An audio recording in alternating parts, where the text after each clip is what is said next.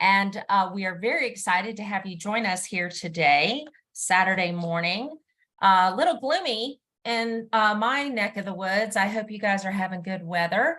But I just wanted to introduce you to what Sisters in Crime is very, very quickly. It is a national organization that is dedicated to mystery, suspense, crime, fiction and nonfiction, storytelling, and readership.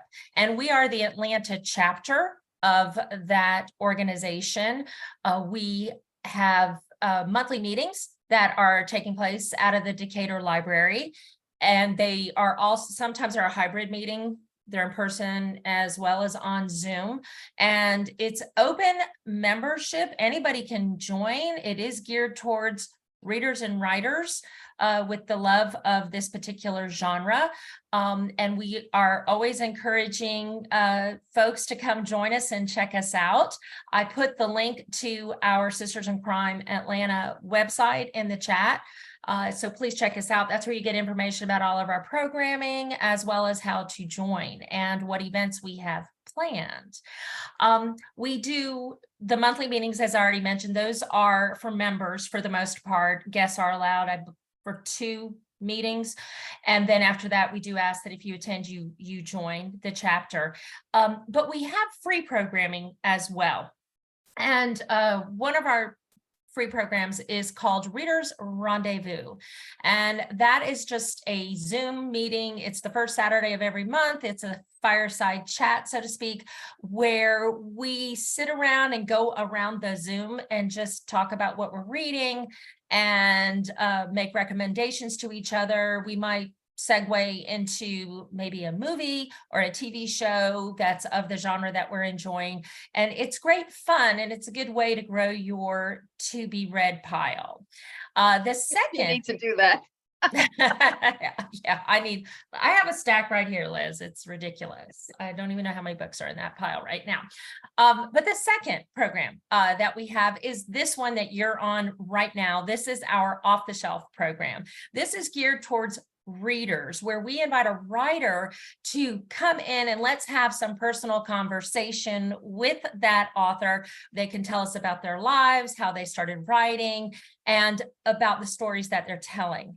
And today's off the shelf is our very own Cathy Tully.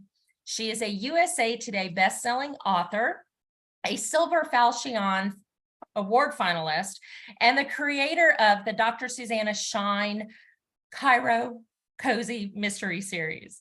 A native New Yorker, she graduated from Georgetown University in Washington, D.C. with a degree in foreign languages and linguistics. And she lived abroad in Ecuador. I cannot wait to hear more about that. She then decided to change careers, and she moved to Georgia. She graduated with a Doctor of Chiropractic degree from Life University in Marietta, and now makes her home in a small suburb south of Atlanta with her husband, who is also a chiropractor, and their rescue cats. And she is a very active member of our Sisters in Crime chapter. She has served on the board in numerous positions, including president, and she is our immediate past president, as well as our vice president. So Liz, thank you so much for joining us today. And before we get started, I want to ask the audience to please join in. Feel free to ask questions and make a comment. And if you're uncomfortable doing that, you can put your question or comment in the chat. Angela's going to be keeping an eye on that, and she'll speak up for you and ask your question. Here's a good one. What's a Hoya? Where did that come from? Yes, that's my question. Michelle just said her daughter was a Hoya. Hoyas are people that go to Georgetown, but it's kind of a joke because the Hoya Saxa is a combination of Latin and Greek. You learn this all when you're a freshman at Georgetown. And so the joke is, what's a Hoya? And the answer is yes, because Hoya is supposed to mean what. So it's kind of like who's on first. Okay, cute. Very cute. And hey, I learned something today. That's awesome. And their mascot also is a bulldog. So yeah, there's kind of a Georgia connection. So go dogs. No, they don't call them dogs. No, no. No, I think it's just Hoyas. Yeah, Well, dog Hoyas. that was a poorly landed joke. Sorry.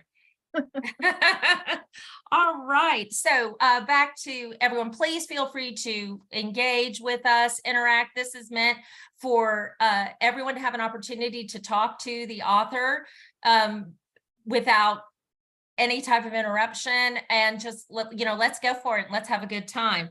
I want to say hello to my readers, so it's really cool to see people in person. I use an avatar a lot, a cartoon representation of myself, so they don't get a look at me very often. So it's behind the avatar. We're there now.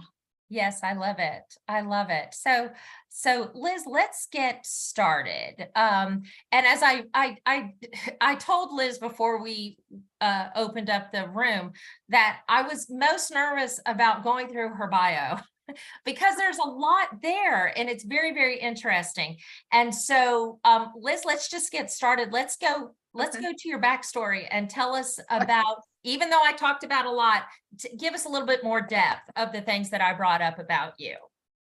Well, I grew up on Long Island, so I have the wonderful Long Island accent, and I know people love that.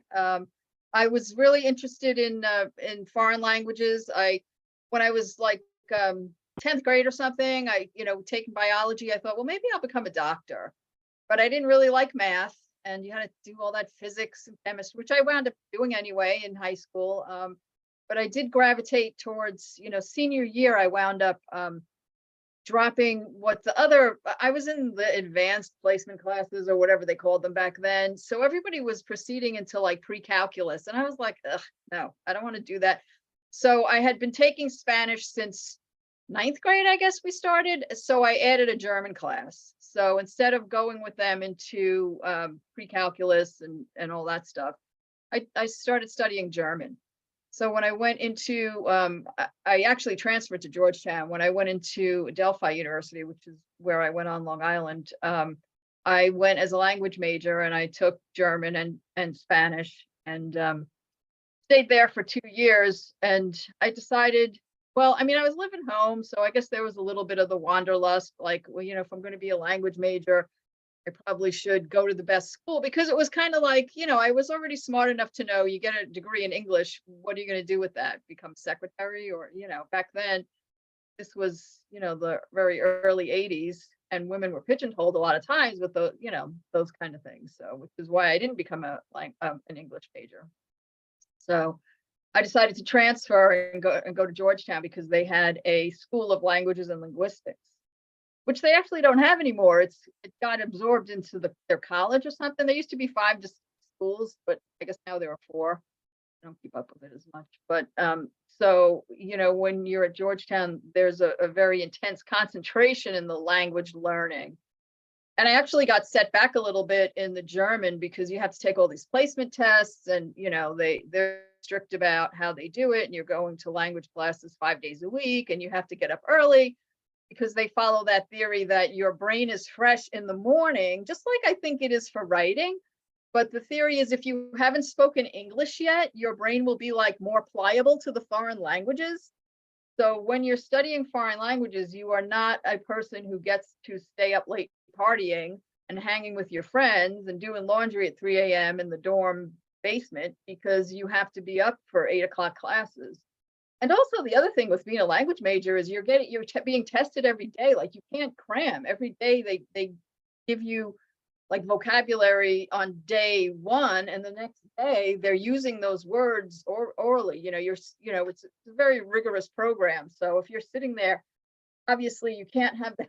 You have to have a good poker face. You can't be like, what is she saying? I don't know. And they'll expect you to verbalize, and so it was a pretty rigorous program. And can I ask a question?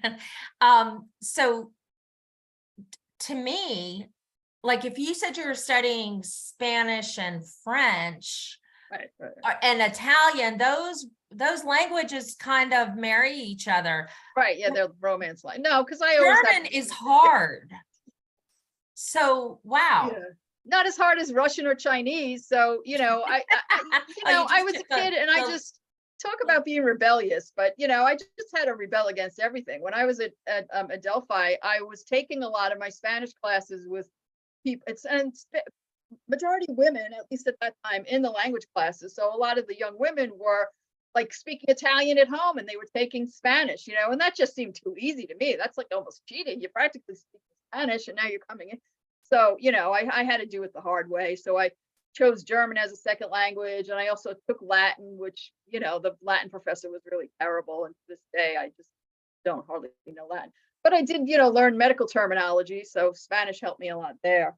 But yeah, I mean, and also in the programming at Georgetown, they do expect you to study abroad. So they used to have, and maybe who was that? Maybe Anne or Michelle, right? Michelle would know if they still have this office. They have like an office dedicated to just study abroad, where students can go in and really, really peruse, like almost a library of what places are out there, and there's some schools that are kind of hooked right into Georgetown. It's very easy to apply and very easy to get accepted. And that's how I wound up in Ecuador. It was one of the options, and it was kind of easy to get accepted there. And other students had gone there. They always had a few students there every semester, and it seemed like exotic. And the one really, really good thing about Ecuador is people don't speak English there. I mean, I'm sure they still don't.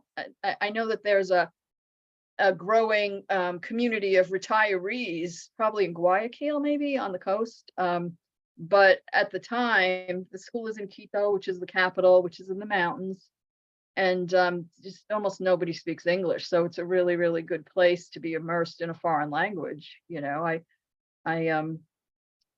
have, I had a really good retention of it for a long time. I mean, that was, I can say it because I won't even tell my patients. I have Spanish speaking patients. And like last year, I'm telling my staff, don't book me Spanish. My Spanish is getting so horrible, and I stutter all over my place, and I don't want to say to them, because they're young people. I don't want to say, oh, I was in Ecuador in 1983. It's like, I did it once, and they were like, I wasn't even born then. I was like, oh, mistake. So were you just there for that one semester? Yes, unfortunately, I wasn't able to stay the whole year because of Georgetown had residency requirements. They still might, because I had transferred. I was only allowed to get credits for one semester off campus. I mean, I probably could have stayed and then just for the experience. But I was back then, right? Back in the 80s, some of us might remember, we were really determined to get those degrees right on time. You just didn't do what people do now, take those gap years and stuff. Maybe if it was today, I would have traveled, or I didn't know what a gap year was back then. Nobody Yeah. offered that to me. No, yeah, we didn't do that. So it was, always with the finances, because Georgetown was pretty expensive. And actually, if I remember, going there really saved my pocketbook a lot. I probably would have had to drop out and work for a semester to be able to pay tuition, but it was so much less expensive in Ecuador that that allowed me to continue on and not really lose time. Like I said, we were kind of obsessed with it back then. So I came back, and but it was a really good experience. It's a third world country. It's very, very different from how things run here. And so you had to come back and finish your degree. What was your plan? Because you mentioned, like, hey, I want to do something different. I don't want to do what everybody else is doing, Right. study English. Yeah. I want to branch out. So, but yet for females, there were restrictions back then. So what was your thought at the time, career wise? Like, if I get to be honest, what do I think I'm going to do? Yeah, I didn't really know. I had thought about getting into the program at Georgetown to translate, like, maybe follow that to the UN. And that's very rigorous too. And I made the mistake, you have to take a test. And I took the test actually before I went to study abroad, which was really a stupid mistake. And I don't think I got accepted.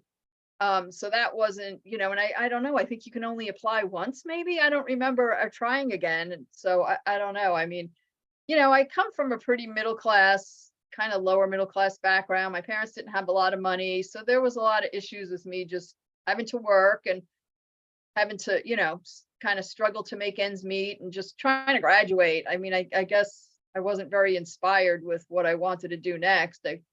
I also I also I was dating somebody in New York, and then we broke up, and he was like getting all mopey on me and, calling me on the phone and being all sad. And finally I was like, I think I'm just going to move back to New York. All my friends are there, and guy's kind of harassing me. Maybe I have to try and see if that's going to work out. And I finally moved back to New York, and then I had, obviously New York City, there's so many opportunities there. Yeah, and it's an exciting place. I think of it as a very exciting town. It's one of Keeps you on my your toes. yeah, one of like my fantasies. Like I just go there and live, Maria knows. for 6 months. Maria and I know each other from Long Island, Oh, so that's she worked in New great. York City too. Yeah, Are she you knows. still there, Maria? But I live in a different town than where we grew up, actually, but Oh. on the South Shore of Long Island. But yes, Yeah, I'm you're still still here. there. Well, good for you. Okay. So Liz, we got a lot to go through here. So Oh, see, I knew you're it wouldn't back be in a New problem York. for me to be talking for an hour or so. Yeah. So you're back in New York. And I do know this, I didn't mention it in your bio, that you went to work for an international law firm, Right. a patent and trademark for a little bit. Yes, because I mean, and I actually did interview once as an editor's assistant or something, and the pay was terrible, and I made the strategic mistake of not taking that job. But this was back in the day again, where you read the New York Times, because that was a newspaper to read, no matter where you were in that kind of tri-state New York City environs. That they had all the want ads. You got the New York Times on Sunday, especially, and you went to the want ads, and there was a want ad, want ad that said foreign language reader. It was like, foreign language reader, that's me. Oh my God, I have to apply for this. So I go into the, I take the train, I go to with an agency, I go to the agency, and you reminded me all these weird things. Like, I guess I had been filling out a lot of documents, and I abbreviated my name. Like, I guess, I'm like so tired of writing out Elizabeth, so I just wrote ELIZ. Like, they started calling me Eliz. Is this name Eliz? Oh no, I just was lazy. So so they got me an interview with this law firm that did international trademark and patent law, and it was for a position to in their department they called Trademark Watch. So basically what we did was we got into trademark and patent gazettes, or mostly trademark. We watched trademark from all over the world. This was before computers.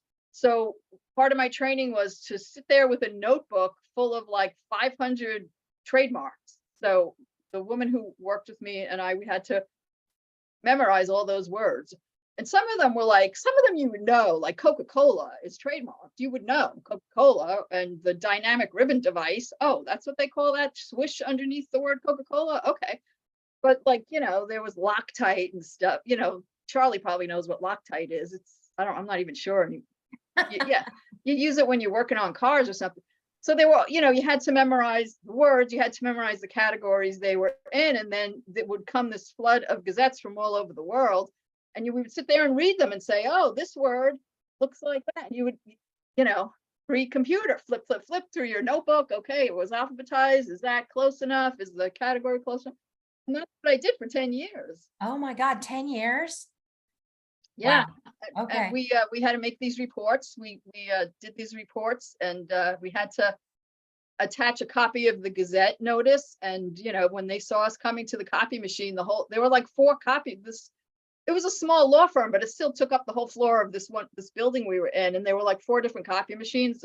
And the secretaries would see us coming, and they'd be like, "Oh, you," because they knew we would be like standing there for 15 minutes making all these copies for our reports.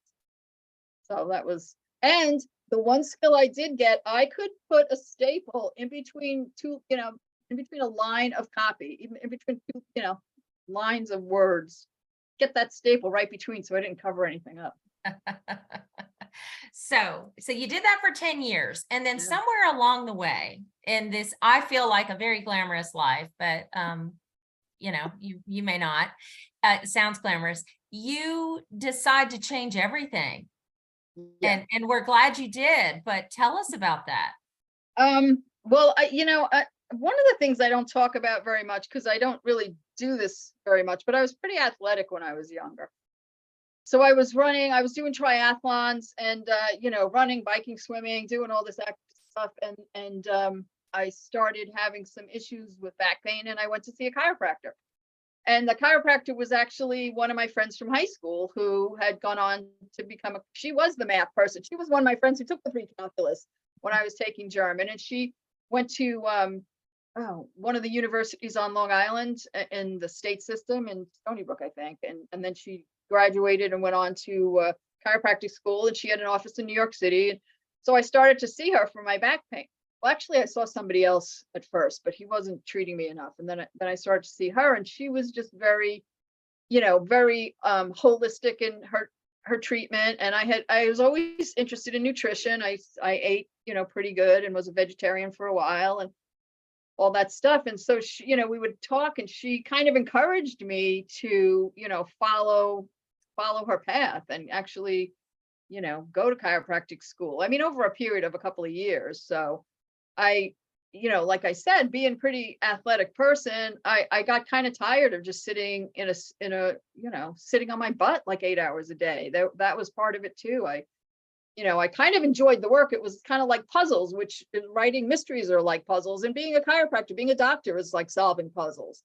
But I kind of got tired of sitting there. I didn't make a ton of money. I mean, I made okay money, but it was like, where do I go from here? There wasn't really anywhere, there wasn't like any mobility with that position. It would, you just always be at that same position because they always needed that. They always needed somebody to do that, but there wasn't like, except, in fact, the woman who was my coworker, she was my supervisor, but she only got the job like 2 months before I did. So, she was like, there was really no difference. So anyway, so all those things led me to think, chiropractic helped me, and I really appreciate getting adjusted, and I really like the holistic approach that they take, like talking about diet and talking about exercise and looking at you without wanting, to push the drugs on you. And that was a big part of why I decided to change careers.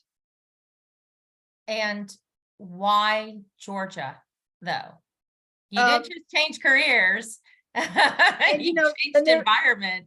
Yeah. There was that was really my doctor's name was Alice, and Alice had gone to the chiropractic school in New York, Right. which had moved. It used to be on Long Island, so that would have been really easy, but it had moved, so it was no longer on Long Island. It was upstate New York. So the choice was either, move upstate New York and go to that school, or come to Georgia, which was what she recommended because of the chiropractic schools kind of have philosophies. So she thought that it was really important to go to Georgia. And at the time also my dad was working with a he was always like he did warehouse management. Like he always worked at garment manufacturers, and they were preparing to move to Dahlonega, which is, for those who don't know, it's in Georgia, north of Atlanta, kind of at the edge of the Blue Ridge. I guess it's Blue Ridge Mountains up there. In the mountains, yeah. In the mountains. So he was preparing to leave. There was a long lead time. They were building a factory, so we knew like a year or two in advance that he was going to be moving. My parents were going to be moving. My older sister was thinking about going with them, and so that was kind of a no-brainer there because they were going to be around, in the Atlanta area. And so I actually applied to chiropractic school way in advance, and I got accepted like 2 years in advance or something. So while they were also planning to move, I knew that I would be coming to Georgia also. So Destiny. It all worked out. The stars aligned. Yeah. It seemed like that at the time. Yeah. All right. So you move to Georgia, you get your Doctor of Chiropractic degree, and then you set up shop and you settle yourself and your family in small town Atlanta, in a small town Atlanta suburb that is Locust Grove, which is also where I live. Right. And real quick, I want to mention, because Angela's already called me out for this. I know our author, I know her personally, and I know her by Liz. And so and my name is Liz. Yes, thank goodness your name says Liz, because I called her Liz, and I should have clarified that at the beginning of the conversation, that she has multiple careers and multiple names. So she goes by both. She goes by both. It's my AKA. It's my middle name. Mhm. Catherine is my middle name, so nobody really uses it. And I think you had asked about that, and why did I choose a pen name? Because I associate Elizabeth, and Maria can also say this. Most of my friends know me as Liz, and even I won't say about Lizzie when I was younger. And so when I became a professional, I kind of streamlined and thought, well, I guess I'll go with the actual legal name, because you're signing legal documents and all that kind of stuff. So I was Elizabeth, and Elizabeth C. A lot of the stuff that I sign and do as a chiropractor is Elizabeth C. Tully. And so I thought, well, that's kind of taken. I felt like that name was taken. So what should I do? Or did it matter? Would I get more readers if I kept it? I didn't know, but I was reading a lot of cozies, and I noticed that a lot of the writers had names like Cathy or Molly, or, things like that were kind of short. And Charlie's laughing. Charlie, I think that I probably could have used Charlie with an I, or Rose, shorter, kind of perkier names. So I was like, I'll just go with my middle name. And I already told you this, I did make a mistake of not even researching it. I didn't put it into Google. I didn't put it into Amazon. I don't know. I was in quite a quandary about it for a while. So when I finally decided, it was like, ooh, weight off my back. I'm just going to do it this way. And I didn't realize that there was another woman writing as Cathy Tully who writes romance. Yeah. So that's interesting, because sometimes our profiles get a little mixed up, especially on Goodreads. And then I'll have to email the Goodreads librarian to ask her to take my book off of her page or whatever, or take her book off of my page. So, but well, yeah. And so the way I discovered that there were two Cathy Tully authors was in preparing for our conversation. I Googled you just to see what I could find out there. And she came up, and my first thought was, I didn't know Liz wrote romance too. And so I was looking into it. I was like, this is not Liz. This is not Liz. So when she mentioned that she had already explained this to me, it was one of the questions I asked her before we met. I just said, are you okay with me asking you about this? Because I would also think that if someone is using a pseudonym, maybe for an element of privacy, and you don't, and you are a professional, you're a doctor here in the Atlanta area, right. And maybe you were trying to differentiate. I was, and we also have a website, and when you're a doctor, your name and your tax ID number and all this stuff is readily available online. So that was part of it. Like if I put up a website, it'll be vying with the office website and all that stuff. Yeah, so I wanted to differentiate a little bit. I mean, I know a lot of professionals don't. I know there's a lot of like Michael Crichton or whoever. Yeah, like let's compare to him, but. But also, I also knew at that point that cozy authors often use pseudonyms, and they often use more than one. So they'll change and maybe go from like a contemporary cozy like I write and go into paranormal and write like a witch cozy, and then they'll change their name, or maybe and some of them do write romance, and then they'll use a different name for romance. So okay, so we've got you in Georgia. You're running a chiropractic, a small business. That's awesome. That's amazing. It's part of who you are. And I think it's part of why you are so successful as a writer. But let's start talking about the actual writing. So you've got this life going, and I know that you're married, you have a son, and somewhere in all of this, with everything else you have going on, you decide you're going to start writing. Like, tell us about that jumping off point and saying, I am going to put pen to paper and do this. Well, I had done it before. And I mean, when I was first out of college, I wrote a little bit. I wrote a couple of short stories, and I took a writing class, like a what do you call that? Adult ed at the local university, or not university, at Nassau Community College. Maria knows Nassau. But I never really followed through. And one of the things I did back then was I let other people, not too many other people, but other people know what I was doing. And then their comments kind of discouraged me. I think, I was kind of a frail ego when it came to the writing, and I just got discouraged easily. And like even that first course, the woman, I forget what she said, Plato or somebody, oh, this is Plato's routine, that what you have to do when you write. She said you have to write what we call character sketches, and you have to answer 99 questions. Like, you have to know everything about this character, including whether they chew gum. And I'm sitting in this class getting very discouraged because I don't know if my character chews gum. How am I supposed to know if that person chews gum? That really discouraged me, because I was just like, I can't do this. I don't know how to do that. And to this day, one of my characters chew gum, and I just discovered them. I consider myself what we call a pantser. So you kind of discovering things as you write. You don't really plot much out. And so that was just, when somebody's teaching you something, they're so entrenched in it that they're kind of acting like, well, that's the only way. That's not really, that's not the way. Yeah. So what actually had happened over the years, after chiropractic school, and it was a lot. I mean, I chiropractic school takes up a lot of time. I had my son when I was in chiropractic school. It just, and he was a colicky kid. Who are we talking about that with? Oh my God. So he was a colicky kid.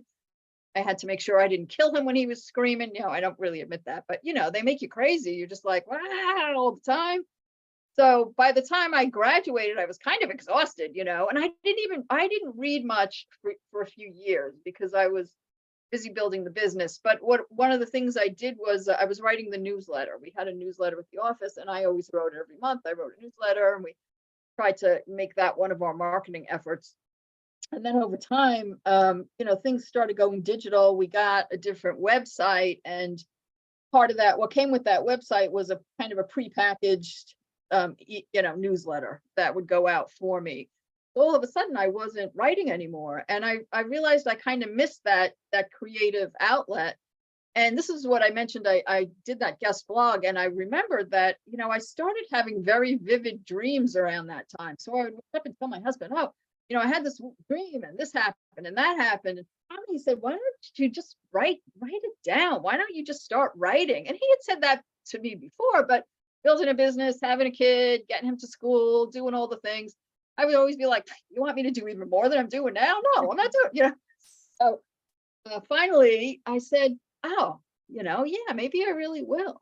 And at that moment, I decided that I would not tell anyone. I did not want to have that experience again, where I showed something to someone kind of in an early stage, and they made a comment, or thought and of course, when I was younger, kind of overwrote. I know I used this one word, and I showed it to my coworker at the time, and she laughed at one of the words, and that was enough. I was like, oh, it's stupid, and she's laughing at it, so I'm going to stop. So I told myself I would not show anybody or talk to anybody. I would just do it. I would, learn what I needed to learn, and just keep it to myself for a long time. And that's what I did. Well, my husband knew, but that's how I learned the craft, what we call the craft, how to write. I got involved with a Facebook group called Writer Unboxed, which I think they're more geared towards traditionally published authors, but they are, there are editors there, there are authors. It's really a good place if you're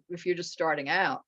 So I would read what people were asking and what people were recommending. I bought some of the books. I did I did a couple of online classes, and that's how I transitioned from from just working and coming home and gardening, which I still do, and puttering around the yard like full time almost, to actually putting my butt in the chair and trying some of this stuff, reading it and rereading it and learning. And so you currently have 5 books on the shelf. Is that correct? Yeah, I think it's 5 or 6. Yeah. Okay. And tell us about doctors. So we're finally getting to Oh, I'm so your interesting. character. No. And I'm fascinated. You mentioned the avatar. She's adorable. I Yeah. love your avatar. I know, she's good, right? My cover artist made it. It was like, oh, that's me. So why should I show my actual face when the avatar is so much better? You know? She's adorable. Because And really, when I made Dr. Shine, I wanted her to be the things I wasn't. She wasn't overweight. She didn't have to worry about being short and chubby and like having a fat face and all that stuff, and she's tall and she has to do the gluten-free thing. So she got that, but yeah, I let her be tall and younger than me, much younger. So all well, the good things. yeah, you kind of told us about her, but tell us about her specifically, about her, her age and her I think she's in background. her early 30s. Yeah, I mean, I wanted her to be, my experience, with reading cozies. I read a lot of culinary cozies, and a lot of them are set up where a person comes, usually a woman has been away. She comes back to the small town she grew up in. Maybe she had a related job. Maybe she worked at a store. A lot of times they come home and they're running a shop, or running a shop that someone left them, or running one of the ones in Georgia, running the peach farm that the parents left them, or something like that. So it just seemed like, well, and this is, I guess, the feminist in me. I guess you don't even want to say that these days, but it was always like, I understand that whole redemption thing, but why does it always have to be like there's a breakup? Either they graduate from a school and then there's some kind of thing where they get fired from their job, or something happens that they're trying to recover from kind of a crisis in their life. A lot of times it's a breakup, or the ex has stolen their money, or made it that they got fired or something like that. So I was always think like, but why can't somebody just choose somewhere they want to live? Why can't someone just say, oh, I really like it here and I'm going to start a business? So that's what I did. Because that's what we did. We moved to Locust Grove because there was a practice for sale, but it was really practically nobody was coming, so we had to build it up like we had just, opened it from new. And again, a lot of the things that we did building up the business were kind of, they're reflected when you read these kind of culinary business cozies. There's the business association and, hi. So we had done that kind of stuff. Peter had joined the Optimist Club, and we had showed up at the Locust Grove Fair. What do you call it? The Locust Grove Day to meet Locust people. Grove Days, yeah. Yeah. When we did that for years, so it was kind of fun and to write about that kind of stuff, because it's actually what I did. And when I was, kept reading cozies, and I'm like, I'm writing a cozy. This is what happens in these cozies. They have some kind of shop, and then there's the murder, and then they're going to the business group, and then they're going to the fair, and all that stuff was reflected. And I said, oh, it just kind of meshed.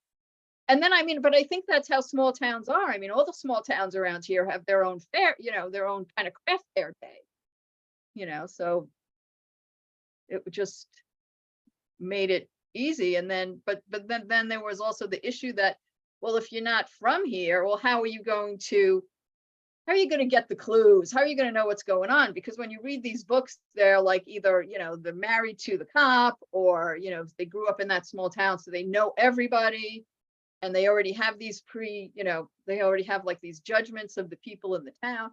And I didn't have that. I mean, I didn't know a lot of people here because I was so buried in working at my business. So I had to develop, my sidekick, which everybody loves. I mean, I think it's funny that you're like, oh, your life is so fascinating. And I always say, well, Dr. Suzanne is boring because she's me, but Bitsy is, funny. Oh no. To do women want, which is because she's what I want. I want to be able to eat whatever I want and not have to worry about getting fat, and walk around in stretch pants and fringy shawls and just be like as hippie and as cozy as I can be. And everybody just accepts that, and, be bigger than life and make people laugh and stuff. That's all the fun stuff. You kind of when you're a doctor, you learn one of the things very fast is that you have to shut up and listen to patients. You can't make jokes.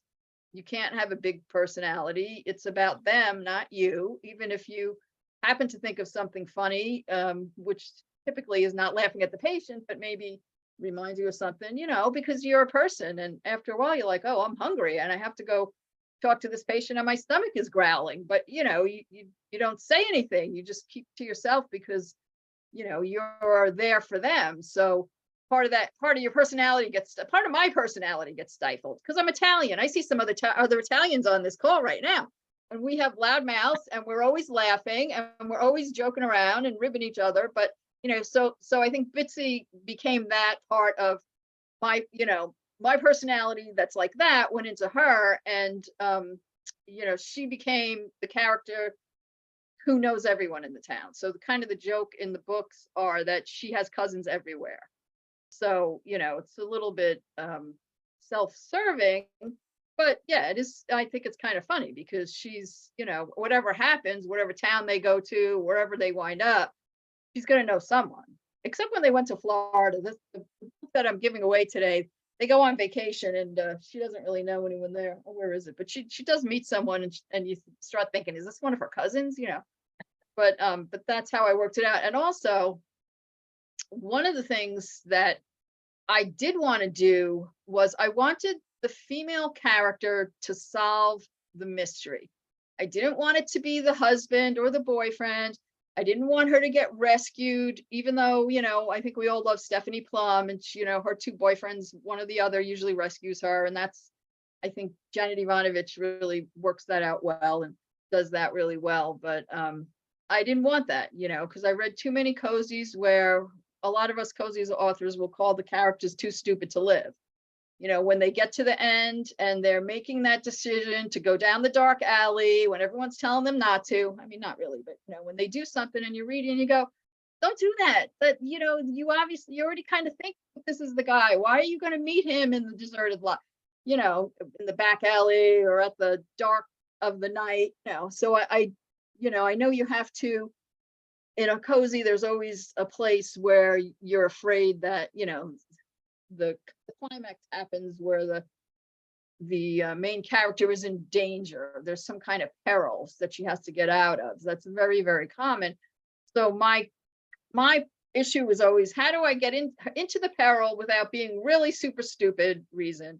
And how do I get her to get herself out of that peril most of the time herself? Priscilla, the potbelly pig, has helped a few times by knocking people over with her big weight. Yeah, and Charlie laughs because Charlie was one of my critique partners for a while I was writing some of these, and Priscilla was what we were, what I was writing. So that's how I see it. I mean, I want the puzzles to be fun. I want the clues to be, really subtle. But when you go back, you can say, oh, I see that, So well, your character is actually like you. Yeah. She is a transplant from New York. Yes, exactly. Yeah. Yes. She's a transplant. She's half Italian like me. So yeah, so that's why she has these people around her, because they know, her chiropractic assistant is married to a cop, and her other her office manager is the church lady who knows everyone from the local Baptist church. So between them and then Bitsy with all her cousins. And she also, one of her cousins works at the police department. So I devised a really nice scheme where, Dr. Susanna always has the scoop. She has a lot of people that she can put out into the small town to help her with her theories and help her figure out, what's happening and what the police are thinking, and maybe, get some more clues. But yeah, so I do have it that way because I mean, I'm not Southern. I don't want to pretend that I am. I mean, I know that there are actually some authors who have done that and written cozies set in the South, and they're not Southern. So, and they live in like Indiana or someplace. So I didn't want to do that. And plus, I can do my Italian thing, because in the second book, one of her sister, who's really a Brooklyn Italian, comes into the picture and brings her nephew.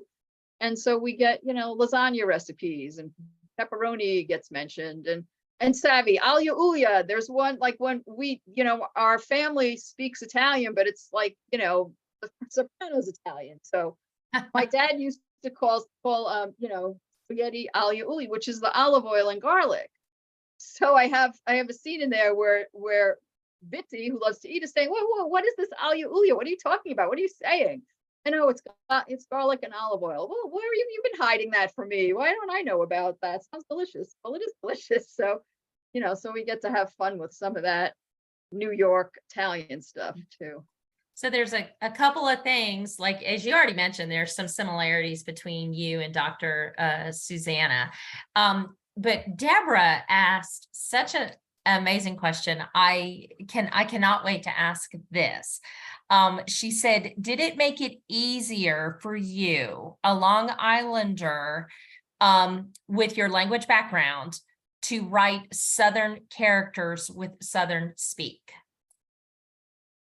What made it easy was, 15 years of listening to patients, of doing that thing where I said, just shutting up and not, and just listening to them. And then, hearing their different accents and the way they would, one of the things with chiropractic is people open up to chiropractors a lot.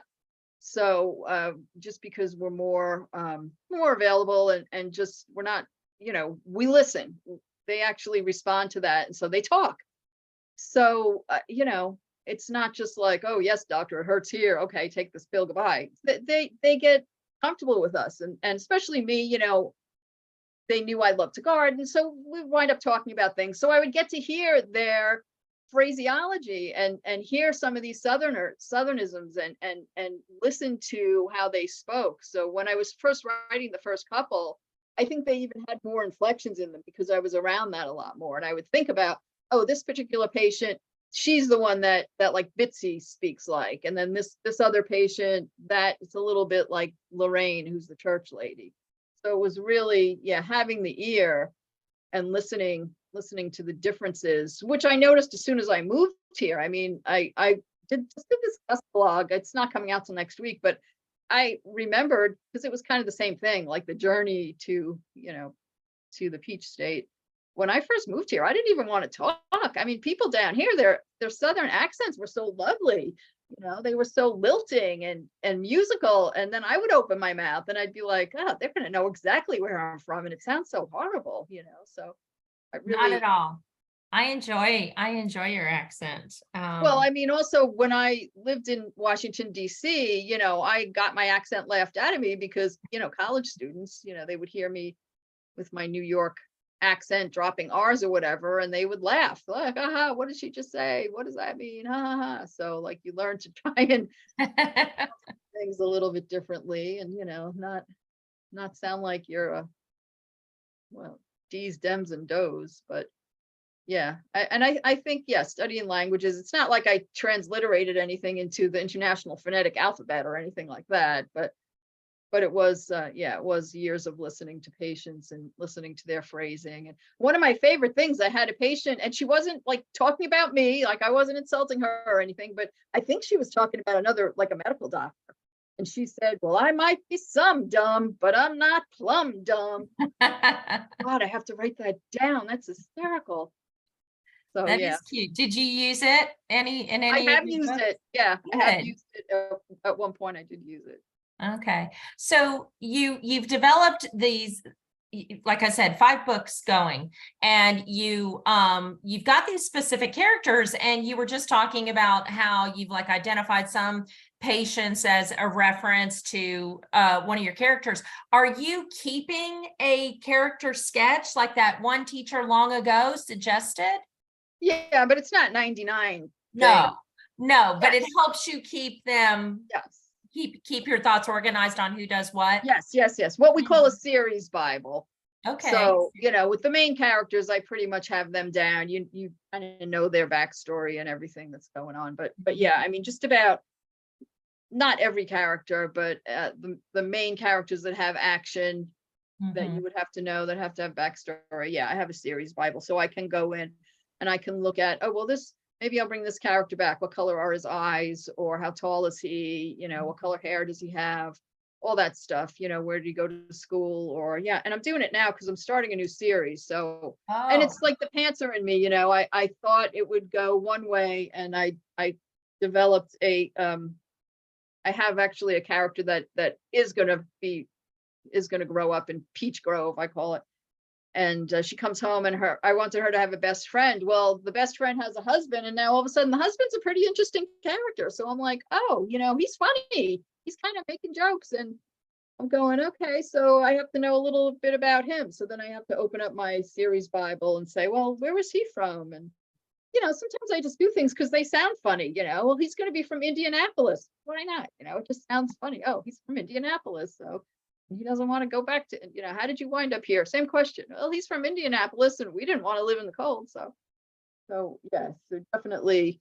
In fact, I have a spreadsheet of all the names, so I don't reuse names across books, because I hate that. I mean, I hate when somebody writes like every character's name for some reason in this book starts with a D or a T. It gets confusing as a reader, So I also, my editor, the editor I use, she has sent back with most of my books a list of characters. Like, she'll take every name out and put it in a separate document for me. So then I've put that in a spreadsheet. And at this point, with so many books, yeah, I'm going, okay, do I even have, I have a color coded spreadsheet. Like, okay, which names have I used? Which last names have I used? Which first names have I used? In fact, this character, this husband character, I was like, well, what should his name be? And I decided he would be a redhead. So, oh, well, he must be Irish then. So, well, let's give him an Irish last name. So, oh, that was pretty easy because, I like, again, not growing up here, like Maria would know, or Elizabeth there would know. I know how to name Italian people. I know what they're called. I mean, I know that I have a cousin Vinny, people think that's funny, but that's what their name. I just smirked when you said it.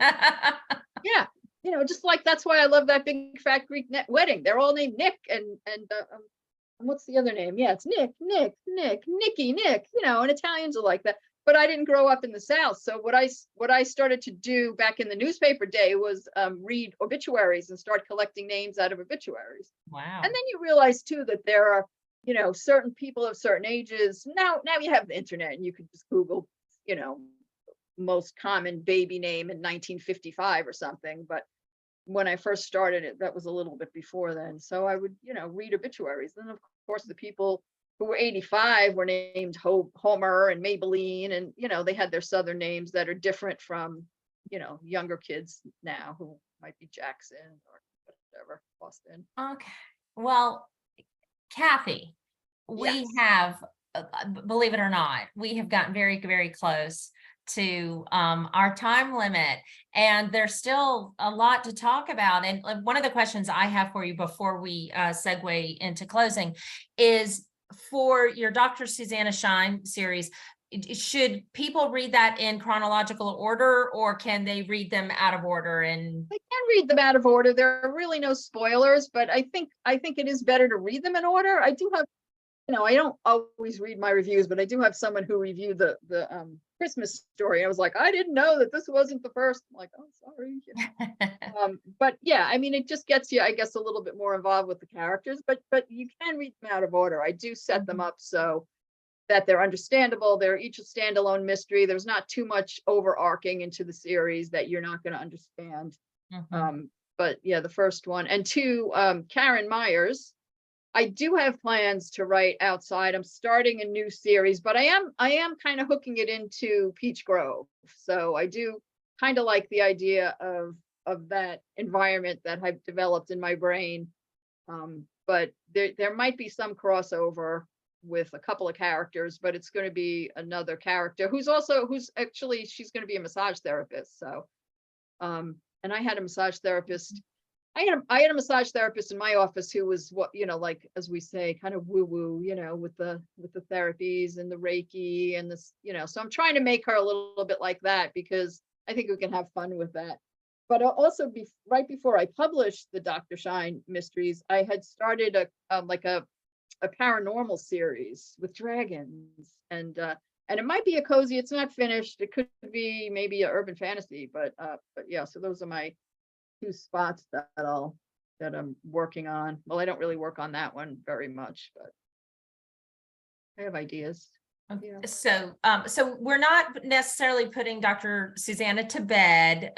We're going to see her again, but just for now, we're going to start in a different direction. And I'm excited about that. And I do want to say that one of the things I appreciate so much, Liz, about your books is the consistency in the branding of them. Like I know your avatar, I know your town, Background, your yeah. books are all like the same font. And I think that, as I mentioned earlier, I think a lot of that has to do with you being a successful business person and being able to translate that into your writing career. And I think that's something you did that out of the gate, where other So, I mean, I do have writers- to, I do have to give a shout out to, I've used Facebook a lot.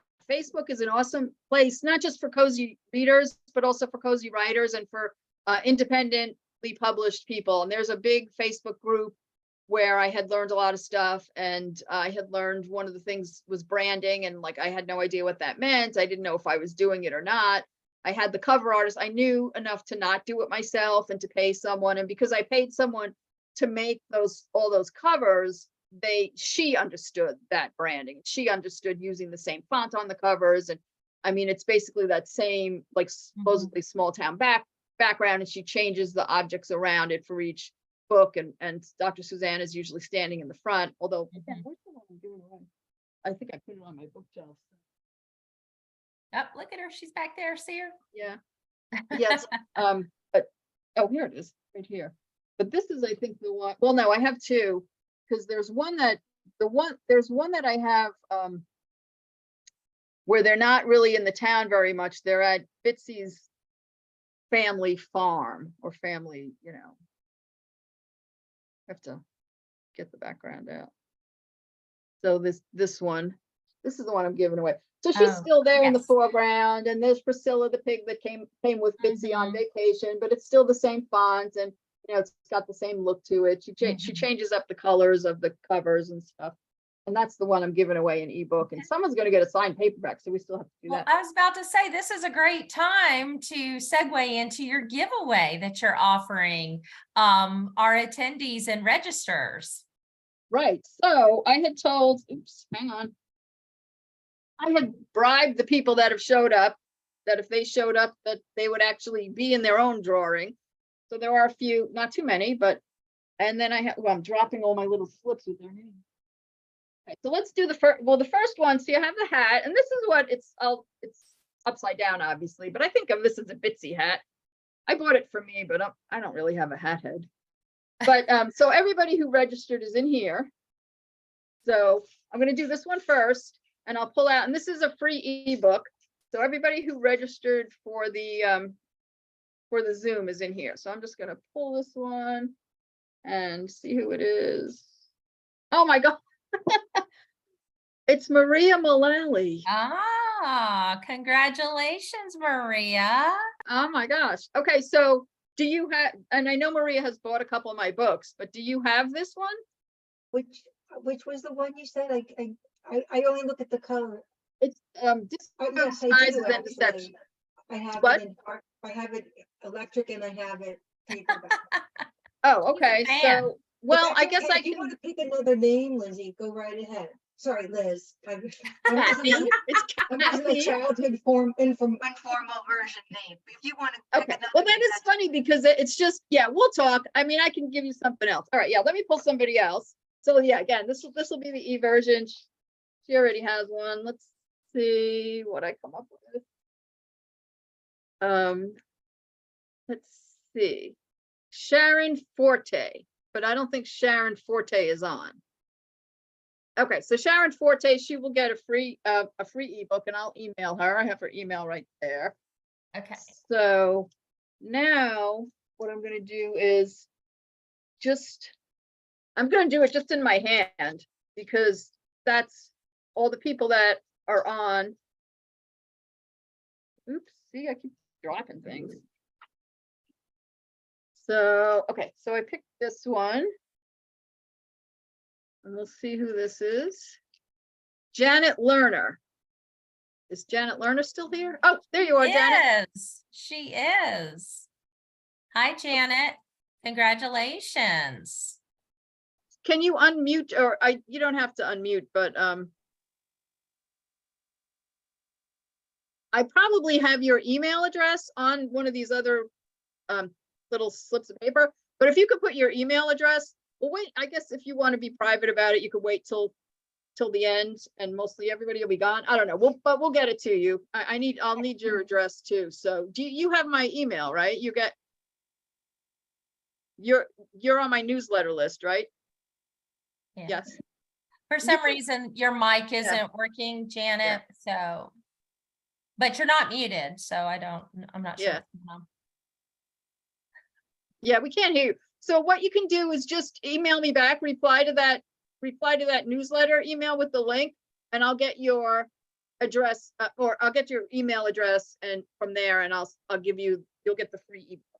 So, let me write it. Okay, and Liz, before we go, just a couple of things. Linda was asking if you're still practicing chiropractic, you're still a chiropractor, which you are. When I was referencing the small business, that's what I was referencing, that she and her husband have a practice here in Locust Grove, and Liz is still practicing. Also, Janet said that she loved this session. You are amazing. And she too spent a gap year abroad in Israel. She studied languages and worked as a translator in a law firm. Oh, wow. Are you in Israel? It says, oh, she's in Israel. Oh, okay. Wow. Wow. Okay. Yeah. Well, thank you for showing up. But we do have one more thing to give away, because Okay. I said I would give away a signed copy. So now. Oh, yeah. Okay. Wait a minute. And Brenda is excited to have another author to start reading. So welcome, Brenda. And I'm Great. glad we helped your to be read pile grow. Yeah, and I live outside of Atlanta, so there's this I forget what they call it. It's not a comic book convention because it's multimedia. Is it And Comic-Con? it's called Dragon Con, and I went to Dragon Dragon Con. Con one year when I was starting to work on this, and the dragon has 3 heads, so I got some dragon stuff, but kind of. All right, so now this person, let's see who this person is going to get the signed paperback. Brenda Philpott. Okay, Brenda's here. All right, that's cool. Yeah, that's great. She's the one who said she's excited to another author to start reading. So perfect. Okay. All right. So also, Brenda, same thing. I mean, if you got on here, you probably got the newsletter link. So just email me back and I'll get your address and we'll get that out. All right. So this has been wonderful. I have enjoyed chatting with you, Cathy. It's been a lot of fun. I really thank everybody for joining us.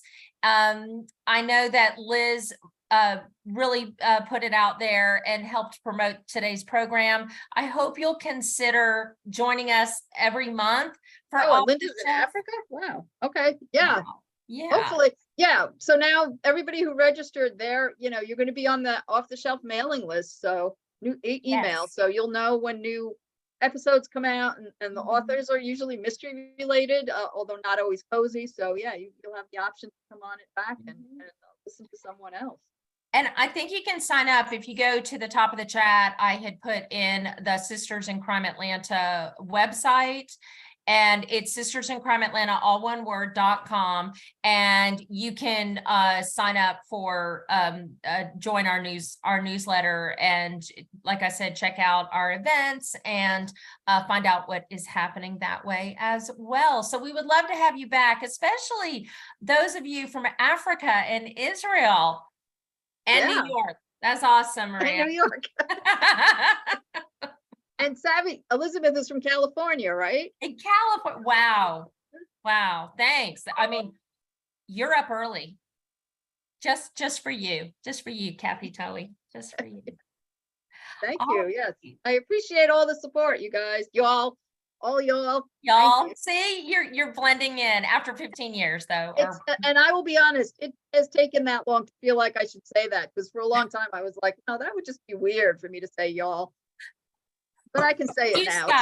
It's been long enough. Yeah, I've been here like over 30 years. So I think wow, time flies, doesn't it? Yeah. All right. Well, thank you, everyone. I hope to see you again. Happy Saturday. Enjoy the rest of your day. Bye. Thanks, Dawn. Bye, Charlie. Say hello to Rose for us. Okay, I will.